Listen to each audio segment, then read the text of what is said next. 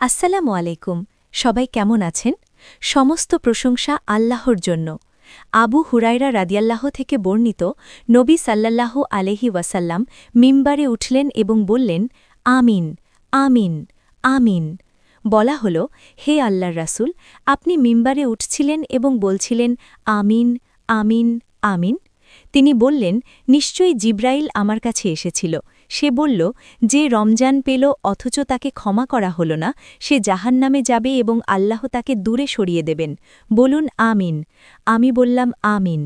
যার তার মা বাবা উভয়কে পেল অথবা তাদের একজনকে পেল অথচ তাদের মাধ্যমে সে পুণ্যের অধিকারী হতে পারল না এবং সে মারা গেল, সে জাহান্নামে প্রবেশ করবে এবং আল্লাহ তাকে দূরে সরিয়ে দেবেন। বলুন আমিন। আমি বললাম আমিন। যার কাছে আপনার নাম উচ্চারিত হল অথচ সে আপনার প্রতি দরুদ পাঠ করল না এবং মারা গেল, সে জাহান্নামে প্রবেশ করবে এবং আল্লাহ তাকে দূরে সরিয়ে দেবেন। বলুন আমিন। আমি বললাম আমিন।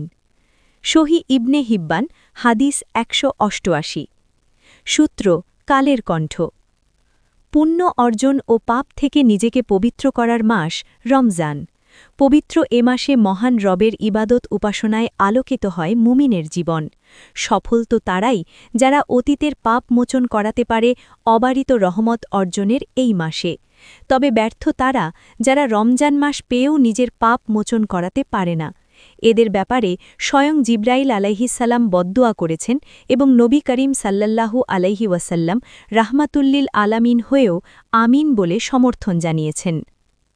হাদিসে বর্ণিত আছে, একবার রাসূলুল্লাহ মসজিদে নববীর মিম্বারের একটি সিঁড়িতে পা রাখার সময় আমিন, আমিন, আমিন ৩ বার বলেছিলেন।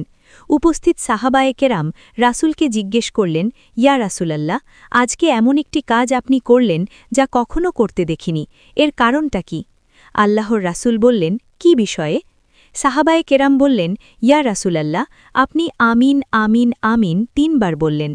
তখন নবী করিম সাল্লাল্লাহু আলাইহি ওয়াসাল্লাম বললেন, আমি যখন মিম্বারের প্রথম সিঁড়িতে পা রাখলাম তখন জিব্রাইল আলাইহিসসালাম বললেন, ওই ব্যক্তি ধ্বংস হোক যে পিতামাতা উভয়কে অথবা একজনকে পেয়েও তাদের খেদমত করে জান্নাতে প্রবেশ করতে পারল না।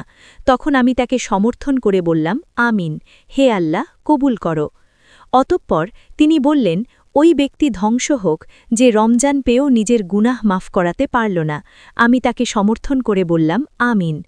হজরত জিব্রাইল আলাইহিসসালাম আবারও বললেন, ওই ব্যক্তি ধ্বংস হোক যার নিকট আমার নাম আলোচিত হল অথচ সে আমার ওপর দরুদ পড়ল না এবং মারা গেল, সে জাহান্নামে প্রবেশ করবে এবং আল্লাহ তাকে দূরে সরিয়ে দেবেন। বলুন আমিন। আমি বললাম আমিন। ইবনে হিব্বান ৯০৮। আল আদাবুল মুফরাদ। রমজান পাপ পরিহার করার মাস। আল্লাহ তাআলা রমজান মাসে সিয়াম সাধনার উদ্দেশ্য সম্পর্কে বলেছেন, হে মুমিনরা, তোমাদের ওপর রোজা ফরজ করা হয়েছে যেরূপ ফরজ করা হয়েছিল তোমাদের পূর্ববর্তী লোকদের ওপর, যেন তোমরা তাকুয়া অর্থাৎ আল্লাহ ভীতি অর্জন করতে পারো। সূরা বাকারা আয়াত ১৮৩।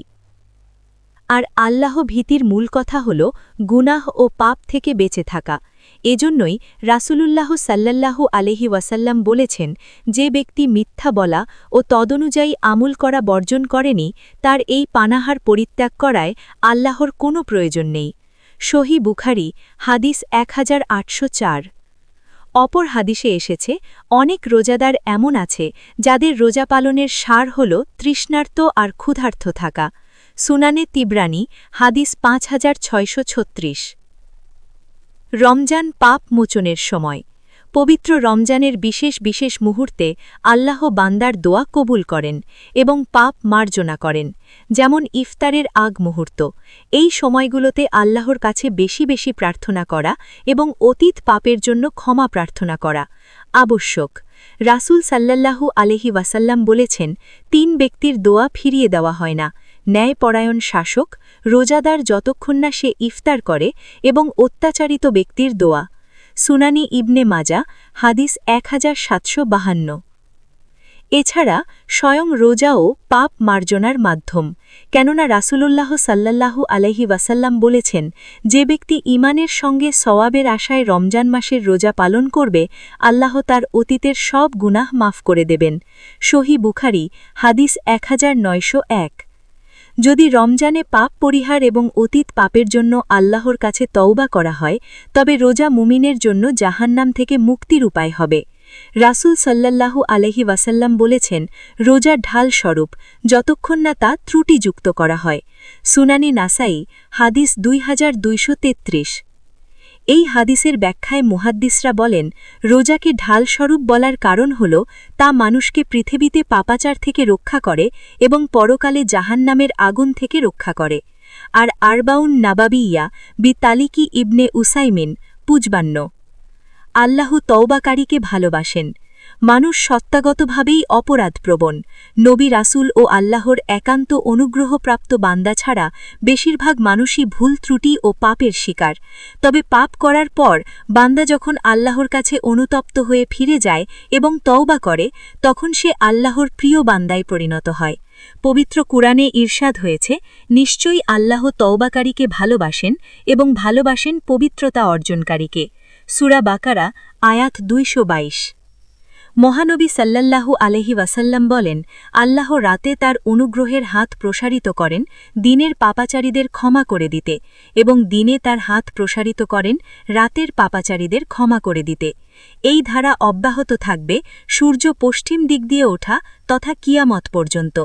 সহিহ মুসলিম, হাদিস 7165। রমজানে গুনাহ মাফ না হওয়া দুর্ভাগ্যজনক। রমজান পেয়েও গুনাহ মাফ করাতে না পারা দুর্ভাগ্যজনক, যেমনটি আলোচ্য হাদিসে বর্ণিত হয়েছে।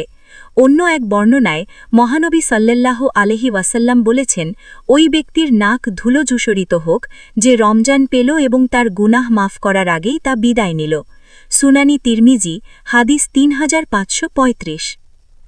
তাই আসুন রমজানের অবশিষ্ট দিনগুলোতে নিজের গুনাহ মাফ করার চেষ্টা করি। আল্লাহ আমাদের ক্ষমা করুন। আমিন। আল্লাহ আমাদের সবাইকে সঠিকভাবে ইবাদত করার তৌফিক দিন। আমিন। ভিডিওটি ভালো লাগলে লাইক, কমেন্ট ও শেয়ার করতে ভুলবেন না। চ্যানেলটি সাবস্ক্রাইব করে আমাদের সাথেই থাকুন। তোমার কোনো প্রশ্ন থাকলে কমেন্টে জানাও। আল্লাহ আমাদের সবাইকে সঠিক ইলম দান করুন। আমিন।